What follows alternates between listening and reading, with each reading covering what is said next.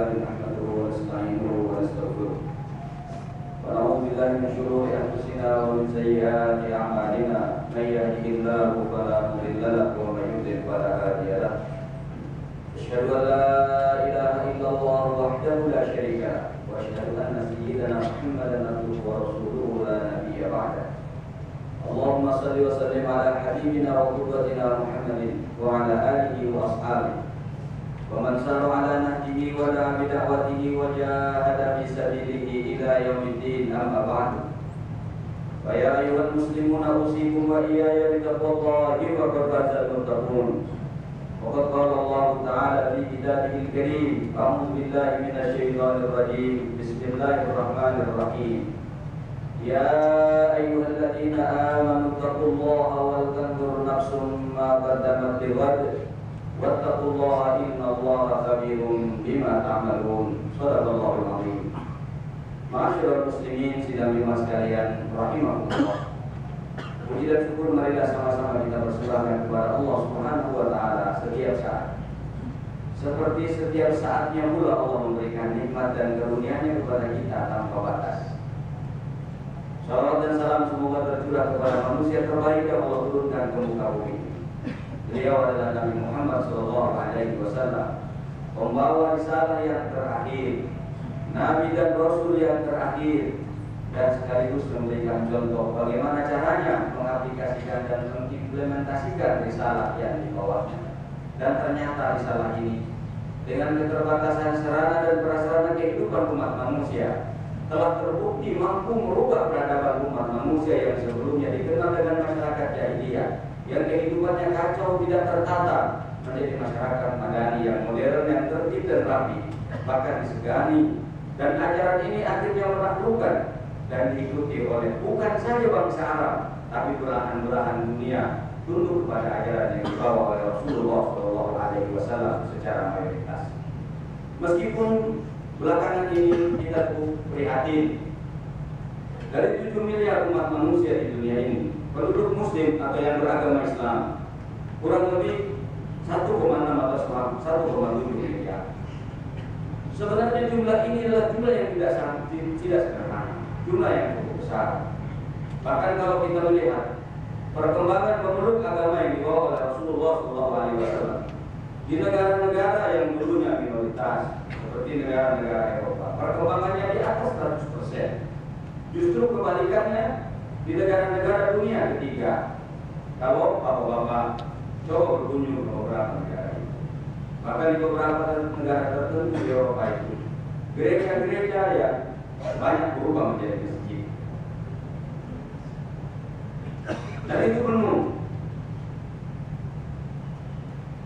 Di negara-negara yang mayoritas muslim, sama seperti mereka, masjidnya kosong, mereka gerejanya kosong, ada perputaran rumah. Jumlah yang cukup besar ini yang harusnya melahirkan potensi yang besar, tetapi yang sangat kita sayangkan, mereka sibuk ribut di antara mereka sendiri. Mereka saling membunuh, mereka saling menghancurkan, mereka saling menghabisi. Kita lihat. Padahal secara konsep Allah Subhanahu wa taala berfirman dalam Al-Qur'an, "Wa'tasimu bihablillahi jami'an wa la tafarraqu." Wahai umat Islam, bersatulah kalian. Supaya kalian bisa bersatu, pegangannya apa? Bihablillah, dengan ikatan Allah. Apa itu ikatan Allah? Risalah yang dibawa oleh Rasulullah SAW ini, Al-Qur'an dan Sunnah. Kata Rasulullah, taraktu fikum amrayn, saya tinggalkan dua, Kitabullah dan Sunnah Rasul SAW. Ma in tamassaktum bihima, kalau kalian berpegang teguh kepada dua ini, pertama kalian tidak akan tersesat, yang kedua insya Allah persatuan akan kokoh. Kapan orang itu akan berpecah?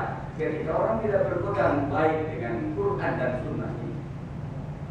Ada orang kalau bicara tentang Quran dan Sunnah ini seakan-akan tidak butuh ulama. Ulama itu sudah tidak butuhkan. Bagaimana kita paham dengan Quran dan Sunnah kalau tidak ada ulama? Kita harus hormati ulama-ulama. mulai sejak zaman sahabat, tabi'in sampai sekarang. Karena mereka lah yang mengantarkan kita untuk memahami Al-Quran dan Sunnah ini. Tidak mungkin sekarang kita bisa memahami Quran dan Sunnah kalau tidak ada ulama-ulama pendahulu kita. Maka ulama itu di mata Al-Quran pun ditetapkan luar biasa kehormatannya. Allah menempatkan innama yakhsyallaha min ibadihi ulama. Ulama luar biasa.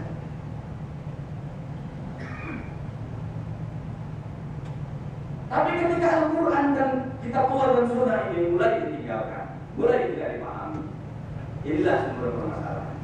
Orang masing-masing mencari jalan sendiri. Saudara-saudaraku yang dimuliakan Allah Subhanahu wa Ta'ala, Allah mengingatkan kita semuanya, wala tanaza'u. Jangan kalian saling berunding, fatabsyar, kalian akan gagal, wa tadhhabu rihukum. Bahkan sekalian akan hilang, kekuatan kalian akan hilang. 1,7 miliar tidak ada artinya. Tidak diserang oleh orang lain, sudah saling bunuh sendiri. Lihat saja di belahan dunia kita sekarang ini. Mereka saling membunuh di antara mereka. Padahal kalau dilihat posisinya, Allah karuniakan, mungkin di mimbar ini pernah saya sebutkan juga, kekayaan alam yang Allah anugerahkan di dalam bumi itu, mayoritas itu berada di negara-negara yang penduduknya mayoritas muslim sekarang. Tapi sayang kekayaan itu digeruk oleh orang asing atas nama ketidaktahuan, ketertinggalan teknologi, keterbelakangan pendidikan. Lalu kekayaan itu digeruk habis. Negaranya hanya mendapatkan 30% mungkin atau 20%. Dan kekayaan itu pula juga yang membuat orang-orangnya masyarakat Islam. Karena itu perlu ada upaya. Pertama, wahdatul aqidah, kesatuan keyakinan wa tawajjuh dan arah hidup ini. Allah dan Rasulnya sudah mengarahkan kita hidup ini untuk apa sebenarnya. Dan itu sering kita baca karena dicontohkan oleh Rasulullah. Wajjahtu wajhiya lillati fataras samawati wal ardh. Setiap salat kita, itu sesungguhnya arah hidup kita. Sekarang ini orang banyak kehilangan orientasi dalam hidup. Kalimat ini dibaca dalam setiap sholatnya, tetapi dalam hidupnya dia kehilangan orientasi. Yang kedua harus ada wahdatul fahmi wat tasawwur, satu pemahaman dan gambaran tentang Islam. Kalau orang memahami berbeda-beda tentang teks itu memang sangat dimungkinkan. Karena dalam bahasa Arab, satu kalimat Arab itu bisa maknanya 70. Sangat mungkin orang berbeda dalam memahami. Tetapi perbedaan itu umumnya bukan para persoalan-persoalan yang substantif. Kalau kita mau bicara perbedaan fikih, itu memang tidak mungkin akan bisa disatukan. Karena ada beberapa faktor. Yang pertama, redaksi dalam bahasa Arab atau kalimat dalam bahasa Arab, satu kalimat bisa memiliki makna 70. Yang kedua, hadis yang datang. Hadis ini kan berbeda dengan Al-Quran. Al-Quran itu begitu turun ditulis, kata Rasulullah, ayat ini gabung di surat yang ini. Ditulis semuanya oleh sahabat. Ada di telapak korma, ada di batu, ada di daging tikus, tulang kontak. Tapi hadis, kata Rasul, jangan kau tulis. Kalian tulis pada saat Rasul itu. Kenapa? Supaya jangan tercampur dengan Al-Quran ini. Kapan datangnya pengumpulan hadis itu? Kan setelah Rasul wafat. Karena dikumpulkan belakangan melalui sahabat-sahabat, sangat mungkin ada ulama di antara ulama-ulama besar seperti Imam Abu Hanifah, Imam Malik dan seterusnya itu. Mereka semuanya Ahlus Sunnah wal Jamaah, tapi dalam pemahaman fikih ada beberapa perbedaan. Apa di antaranya? Di selain bahasa Arab itu memiliki makna yang berbeda, juga ada hadis-hadis yang mungkin saja hadis ini sampai kepada ulama A, tetapi tidak ditemukan dan tidak didapati oleh ulama yang B. Maka itu menjadi sebab adanya perbedaan-perbedaan. Maka tunduknya kita itu harus kepada nas. Kalau ternyata kemudian ditemukan hadis itu, ya itu yang kita ikuti. Jangan, kata si Anu juga nggak ada, nggak begitu. Hadis yang kemudian ditemukan itulah yang harus kita ikuti. Dan banyak lagi faktor perbedaan dalam masalah. Tetapi yang saya maksud dengan beda itu tasawwur, Pak. Kita memahami adalah memahami Islam ini seperti kalau saya boleh analogkan seperti rumah yang utuh, atau seperti binatang sering ulama memberikan analog seperti gajah yang utuh. Kita melihat gajah yang utuh. Gajah itu badannya besar, belalainya panjang, telinganya lebar, kakinya besar. Jadi kalau kita dikasih tahu inilah gajah, oh iya gajah, kita paham yang utuh. Persoalan berapa panjangnya belalai, berapa lebarnya telinga, berapa diameter kakinya, itu namanya bulu. Tapi yang kita sepakati gajah ini badannya besar, punya belalai, punya telinga besar, punya kaki besar-besar. Itu akidah. Jangan kita terjebak dengan ketika kita seperti yang sering dilakukan, seperti 3 orang buta itu, 3 orang yang tidak melihat. Kemudian pegang gajah, yang satu pegang kakinya, dia mengatakan ternyata gajah itu seperti pohon kelapa. Parahnya karena dia baru lihat pegang kaki dan dia mengklaim itulah gajah yang benar. Ketika ada orang buta yang kedua memegang telinganya, tidak. Gajah itu seperti kipas terbang. Orang yang mengatakan gajah seperti pohon kelapa sesat. Kata yang pegang gajah kakinya, orang yang mengatakan gajah seperti kipas sesat. Ada lagi yang ketiga, pegang belalainya. Gak benar kalian dua-duanya. Yang benar adalah gajah itu panjang seperti selang. Orang yang mengatakan gajah seperti pohon kelapa, seperti kipas itu sesat dua-duanya. Ini sudah persoalan. Orang yang matanya melihat. Ketika ada orang yang mengatakan gajah ini seperti kaki kelapa, yes, itu baru kakinya. Gajah itu ternyata seperti kipas lebar, ya, itu baru telinganya. Gajah itu seperti selang panjang, ya, itu baru belalainya. Tapi saudara-saudaraku yang beriman, gajah yang utuh itu terdiri dari seperti kipas, terdiri dari seperti pohon kelapa, terdiri dari. Karena itu kita jangan pernah menyesatkan orang.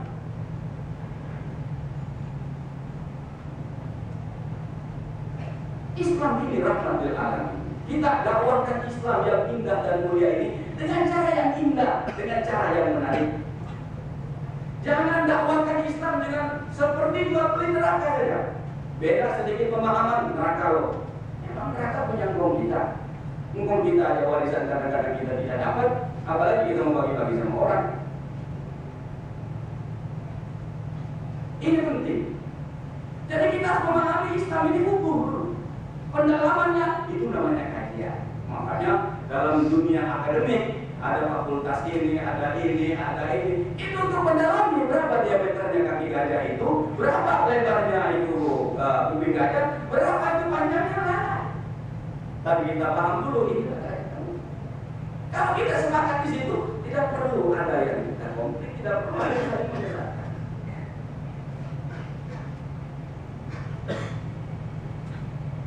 Dari situ baru dilahirkan wihdatus syumu. Kata Rasulullah SAW, laisa minna, bukan termasuk golongan kami, malam yahtamma bi amril muslimin. Orang yang tidak peduli terhadap nasibnya. Kenapa? Karena Allah itu menginginkan umat Islam dengan umat Islam yang lain itu perasaannya sama. Bahkan dalam hadis disebutkan kal jasadil wahid, laksana satu tubuh. Kalau saudara kita sakit, kita merasa sakit. Itu sebabnya kalau ada musibah di belahan dunia manapun, kita merasa terpanggil. Musibah di Irak, musibah di Syria, musibah di Palestina, musibah di Mesir, kita terpanggil. Kenapa? Karena sesungguhnya satu tubuh. Sejak kapan persaudaraan itu dibatasi oleh geografis dan teritorial negara? Tidak ada. Karena persaudaraan dalam Islam itu bukan teritorial negara dan geografis yang membatasi kalimat tauhid la ilaha illallah Muhammadur Rasulullah. Itu teritorial persaudaraannya. Bukan bangsa apa kamu, keluarga negaraan apa kamu, kulit apa kamu, hidung pesek mancung apa kamu. Itu sebabnya dari awal Allah sudah tanamkan la fadla li arabiyyin wa la ajami. Tidak ada keutamaan buat orang Arab dan non Arab. Wala li abyad al aswad, orang kuning atau kulit hitam, tidak. Illa bittaqwa, kecuali takwa yang membedakan itu, bukan posturnya. Karena itu Allah Rasul menegaskan, innallaha la yanzuru ila suwarikum. Allah tidak melihat penampilan kamu besar, kamu kecil, kamu tinggi, kamu pendek, kamu hitam. Nah, walakin yanzuru ila qulubikum. Keimanan dan ketakwaan itu yang dilihat oleh Allah Subhanahu wa taala. Dalam hadis lain Rasul menyebutkan hal jasa di luar. Tidak sekamin muun pun tada asa ilmunya. Harusnya begitu. Bukan kita yang digunakan untuk memukul saudara kita sendiri. Kita tidak boleh berdusta. Ada kelompok di luar Islam yang tidak suka dengan Islam karena Allah sebutkan dalam Al-Quran, wala yazaluna yuqatilunakum hatta yaruddukum an dinikum in istata'u. Ini ayat Al-Quran yang mengingatkan kita, umat Islam, di luar sana ada yang tidak suka sama kalian, tapi jangan pernah kalian mau diadu domba oleh mereka itu. Yang terjadi sekarang adalah kita diadu domba oleh mereka yang ada di luar. Kekayaan habis untuk berantem di antara kita, kemajuan runtuh untuk berantem di antara kita, semua pembangunan hancur untuk berantem di antara kita. Coba kita lihat di negara-negara konflik yang ada di Timur Tengah. Untuk membangun negara itu kembali tidak cukup 10-20 tahun. Di antara mereka. Ini harus jadi renungan buat kita. Kalau kita bisa bersatu, subhanallah, tidak perlu kita menyelesaikan persoalan ekonomi, menyelesaikan persoalan politik, menyelesaikan persoalan apapun, mestinya bisa kita selesaikan dari 1,7 miliar itu urusannya bisa diselesaikan. Karena kita semuanya sibuk dengan konflik, yang jadi korban rakyat jelata. Apa yang terjadi? Rakyat miskin di dunia Islam makin merajalela.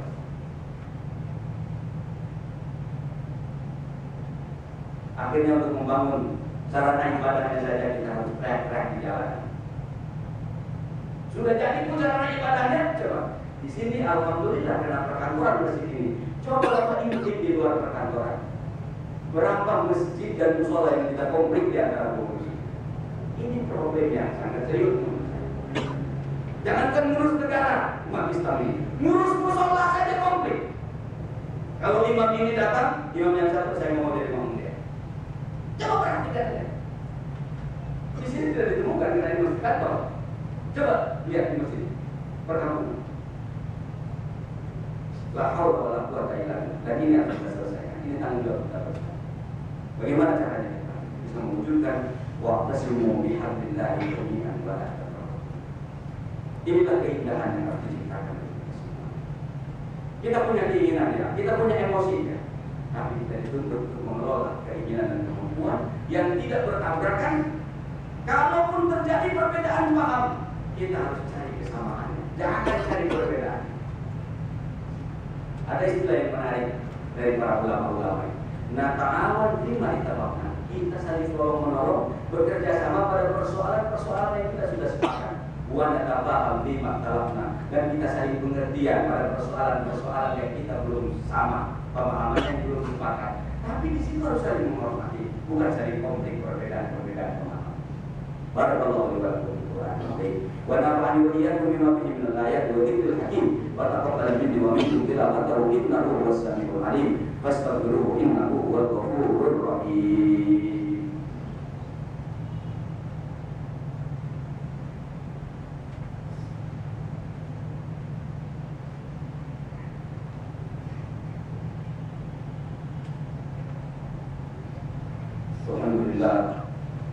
Alhamdulillahilladzi arsala rasulahu bil huda wa dinil haqqi liyudhhirahu 'ala dini kullihi walau karihal kafirun. Asyhadu an la ilaha illallah wahdahu la syarika lahu wa asyhadu anna sayyidana Muhammadan abduhu wa rasuluh. Allahumma shalli wa sallim ala habibina wa qudwatina Muhammadin wa ala alihi wa sahbihi wa sallim. Ibadallah, saudara-saudara sekalian, pada khutbah yang kedua ini saya tidak ingin menyampaikan. Saya hanya berharap mudah-mudahan kuat Islamnya, persaudaraan, persatuan dalam tubuh umat Islam, bukan hanya satu bangsa, tetapi dalam berbangsa-bangsa bisa terwujud sehingga kita bisa mencapai kemajuan-kemajuan yang diharapkan oleh Allah Subhanahu wa Ta'ala. Rasulnya paling tidak kita bisa menyelesaikan persoalan kita. Berikutnya, mari sama-sama kita berdoa dan bermunajat kepada Allah Subhanahu wa Ta'ala. Mudah-mudahan Allah bisa mewujudkan persatuan yang kita inginkan di dalam tubuh dan sob umat Islam itu sendiri, seperti yang Allah katakan dalam Al-Quran, innamal mu'minuna ikhwatun. Sesungguhnya orang beriman adalah saudara. Umat Islam, umat beriman laksana satu tubuh dimanapun mereka berada. kita harus saling peduli, saling bertanggung jawab, saling menopang, jangan saling menjatuhkan, apalagi digunakan untuk orang lain membunuh saudara kita sendiri, menghancurkan saudara kita sendiri. Kita mohon kepada Allah Subhanahu wa Ta'ala di hari Jumat yang merupakan Sayyidul Ayyam, dalam keadaan kita suci di tempat yang suci ini, kita mohon kepada Allah yang Maha Suci, kita awali doa kita dengan sama-sama beristighfar sebagai bentuk pengakuan kita secara jujur atas kelemahan dan kehilapan kita sebagai manusia yang lemah. Astagfirullahaladzim, astagfirullahaladzim, astagfirullahaladzim. Alhamdulillahirabbil alamin, hamdan yu'affi ni'amahu wa yukafi mazidah. Ya Rabbana lakal hamdu kama yanbaghi jalali wajhikal karim wa 'azimi sultanik. Ya Allah, kami persembahkan kepadamu seluruh pujian yang layak dengan kebesaran dan keagungan-Mu atas seluruh nikmat dan karunia yang telah Kau berikan kepada kami. Allahumma iyyaka na'budu wa iyyaka nasta'in. Hanya kepadamu kami mengabdi ya Allah. Hanya kepadamu kami memohon. Terimalah pengabdian kami, kabulkanlah permohonan-permohonan kami. Allahumma ighfir lana dzunubana wa liwalidina wa limasyayikhina wa lijaddatina wa liajdadina wa lijami'il muslimina wal muslimat al-ahya'i minhum wal amwat. Innaka sami'un qaribun mujibud da'wati wa qadil hajat. Ya Allah yang Maha Pengampun, ampuni seluruh dosa dan kesalahan kami, baik yang kecil apalagi yang besar, baik yang tersembunyi apalagi yang terang-terangan. Engkau Maha Pengampun. Ampuni seluruh dosa ibu bapa kami, baik yang masih hidup bersama kami ataupun yang telah mendahului kami. Sungguh besar jasa mereka kepada kami. Andaikan tidak ada mereka, tidak mungkin kami jadi seperti sekarang ini. Kami sungguh ingin berbuat baik kepada mereka, namun di antara kami ada yang belum mampu berbuat baik kepada mereka. Engkau telah lebih dulu panggil mereka menghadap-Mu. Jika Engkau pisahkan kami dengan mereka di dunia ini, ya Allah, pertemukan kami dengan mereka kembali di surga-Mu bersama Rasul-Mu sallallahu alaihi wasallam. Ampuni dosa kakek nenek kami, guru-guru kami, orang-orang yang telah berbuat baik kepada kami, baik yang kami ketahui kebaikan mereka pada kami ataupun yang kami tidak mengetahui. Ampun di seluruh orang-orang dosa orang-orang yang beriman kepadamu, beriman kepada Rasul-Mu sampai akhir zaman nanti. Allahumma alif baina qulubina wa wahid sufufana. Ya Allah, satukanlah hati-hati kami umat Islam, rapatkanlah barisan kami ya Allah. Jangan jadikan kami bertikai di antara kami. Jadi jangan jadikan di antara kami diperalat oleh orang-orang yang tidak suka kepada ajaran-Mu untuk menghancurkan kami. Ya Allah yang Maha Pengasih dan Maha Penyayang, tanamkan kasih sayang-Mu dalam hati-hati kami, agar kami bisa membangun rumah tangga dengan penuh kasih sayang, sehingga rumah tangga kami menjadi rumah tangga yang sakinah, mawaddah warahmah. Agar kami bisa mendidik anak-anak kami dengan penuh kasih sayang, agar kami bisa bekerja dan beraktivitas dengan penuh kasih sayang, agar kami bisa membangun bangsa dan negara ini dengan penuh kasih sayang. Ya Allah yang Maha Bersih, bersihkan hati kami dari sifat sombong, ujub, takabur, dengki, hasud yang akan menghancurkan kami di dunia ini dan menghinakan kami di akhirat kelak di hadapan-Mu.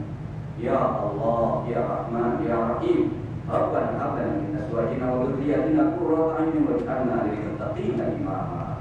Rabbana la tuzigh qulubana ba'da idh hadaytana wa hab lana min ladunka rahmatan innaka antal wahhab. Allahumma inna nas'aluka ilman nafi'an wa 'amalan shalihan mutaqabbala wa rizqan halalan thayyiban kafiyan mubarakan wa shifaa'an min kulli daa.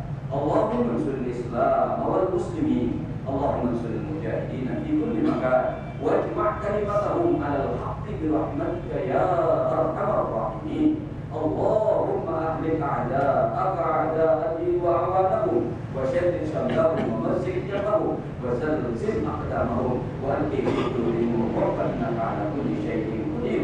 Rabbana atina fid dunya hasanah. Ya Allah, sejahterakan kami dalam hidup di dunia ini, wa fil akhirati hasanah, bahagiakan kami dalam hidup di akhirat kelak, wa qina adzabannar. Selamatkan kami ya Allah dari siksa api neraka, wa adkhilna jannata ma'al abrar. Dengan seluruh keterbatasan kami, masukkanlah kami di surga bersama orang-orang yang saleh. Rabbana taqabbal minna innaka antas samiul alim. Ya Allah, terimalah seluruh pengabdian kami yang sedikit ini. Bimbing kami untuk melakukan kebaikan lebih banyak lagi dalam hidup ini. Engkau maha mendengar munajat kami, ya Allah. Engkau maha melihat di antara kebutuhan dan keinginan kami, ya Allah. Engkau pengabul doa, kabulkanlah doa dan munajat kami di hari yang suci ini. Wassallallahu ala sayyidina Muhammadin wa ala alihi washabbihi wasallam. Walhamdulillahi rabbil alamin. Ibadallah, inna Allaha والإحسان وإيتاء ذي القربى وينهى عن الفحشاء والمنكر والبغي ولذكر الله أكبر وأقم الصلاة. الله أكبر الله أكبر.